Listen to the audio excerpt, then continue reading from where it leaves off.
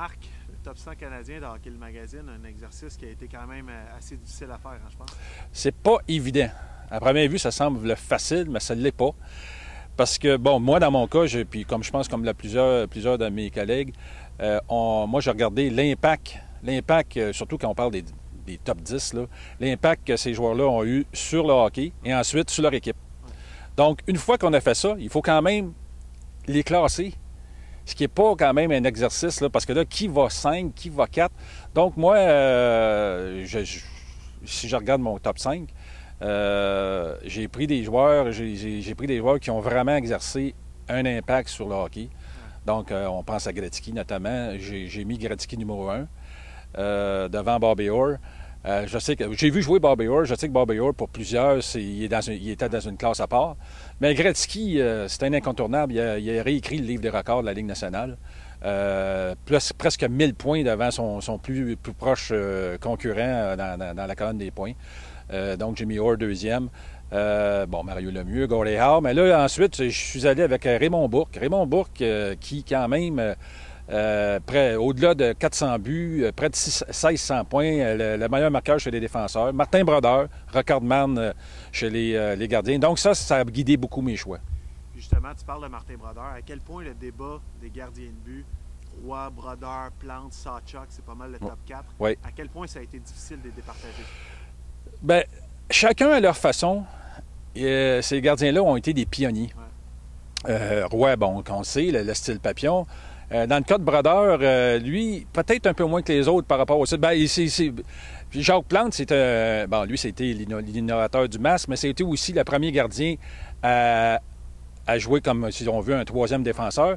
Dans le cas de Brodeur, lui, il l'a fait, mais il a perfectionné cette technique-là.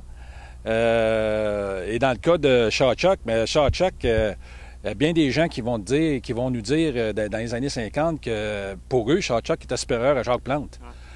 C'est un grand gardien d'impact, qui a été longtemps le meneur au chapitre des Jeux blancs. Donc, maintenant, comment on les classe 1, 2, 3, 4? Moi j'ai placé Brodeur premier parce que c'est le recordman. Ouais. Et ensuite, je pense que Roy, je l'ai classé, je pense, 15e. Sawchuk et Plante un peu après. Donc, comme je dis, c'est vraiment le rang. Et là, on parle de joueurs de toutes positions confondues. C'est ce qui rend la tâche vraiment difficile. Ouais. À quel point est-ce qu'il y a des joueurs qui t'ont compliqué la vie? Est-ce qu'il y a des joueurs qui te viennent tout de suite en tête en voulant dire ceux-là, j'ai eu de la misère à les classer? Je peux pas dire que j'ai eu vraiment cette difficulté-là. Okay. Y en a qui vont peut-être penser, écoute, tu places Sidney Crosby 86e. Ouais. Mais Sidney Crosby est encore, pour moi, c'est encore un gars qui est en début de carrière. Ouais. Dans l'histoire, c'est sûr, et là, on va voir jusqu'où il va pouvoir aller. Mais c'est un gars qui est encore il y a à peine Sidney, il y a à peine 25, 26 ans. Donc, il faut attendre. La placer, moi, dans les 50 premiers, je pense que je ne pouvais pas faire ça parce que si on regarde d'autres joueurs qui ont eu des carrières complètes, donc je pense que pour le moment, ces joueurs-là dépassent Crosby. Le temps dira dans quel rang Crosby se classera dans l'histoire. Tu es membre du comité du Temple de la Renommée. Tu choisis les joueurs avec, évidemment, 17 autres personnes qui vont entrer au Temple de la Renommée. À quel point l'exercice du Temple de la Renommée et l'exercice du top 100 peuvent se ressembler ou quelles sont les différences? Bien, dans le cas du Temple de la Renommée, pour ce qui est des joueurs, c'est qu'on a déjà... il y a des joueurs qui... on n'a pas autant de choix à chaque année. Je veux dire, il y a des joueurs qui deviennent... C'est aux 3 ans. Après 3 ans après leur retraite, les joueurs deviennent admissibles. Donc, l'exercice est différent. L'exercice est différent. Au Temple de la Renommée, on est quand même 18 qui choisissent.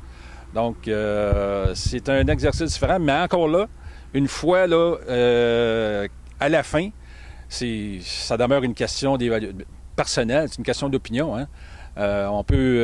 Certains vont dire ce gars-là va passer comme une lettre à la poste, tandis que d'autres vont dire ils ont certaines réserves.